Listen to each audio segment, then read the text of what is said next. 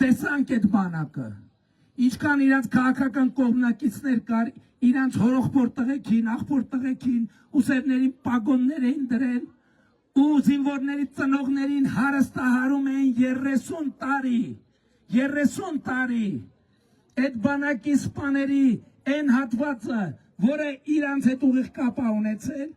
այդ հատվածը բանակի հետ ոչ մի կապ չի ունեցել։ Հայաստանի ժողովուրդը ուղարկել է փողը, սնունդը, կոշիկ ամեն ինչը, նրանք նստած են եղել լափամանի վրա, իսկ երբ որ կռվելու պահն էր, իրանց նման խոսողները 300-ի տակ արանքը ճղեցին եւ փախան, զինվորներին թողնելով մենակ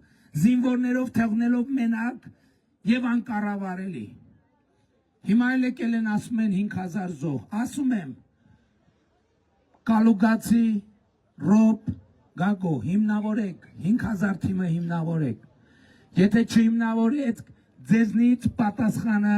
պահանջելու ենք մենք, ձեզնիկ անձամբ պատասխանը չհիմնավորեցիք, ժողովուրդը ձեզ ծնկի է բերելու, ասում եմ, ժողովուրդը ձեզ ծնկի է բերելու, կոնկրետ ասում եմ, Ռոբերտ, Կալուգացի, Պրոբելարուս եւ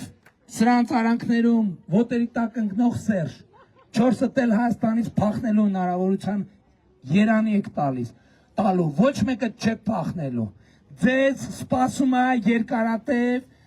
կյանք Հայաստանի Հանրապետության օրենսդրության հարմարավետ պայմաններում քրեակատարողական 4 տարբեր հիմնարկներում,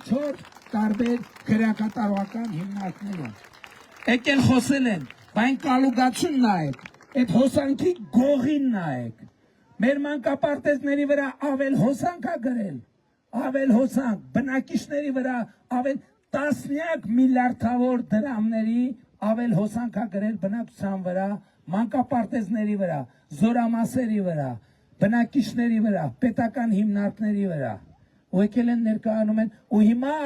մտածում է, որ այդ գողացածը կարա ժողովրդին որպես ընտրակաշառք բաժանի,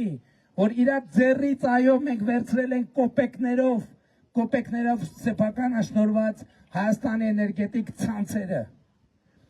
Նրանք ուզում են, եւ դա լինելու է պետական, այլևս անխուսափելի է, ձև չկա։ Միակ ձևն է նա, որ իրանք կարողան հակահեղափոխություն անեն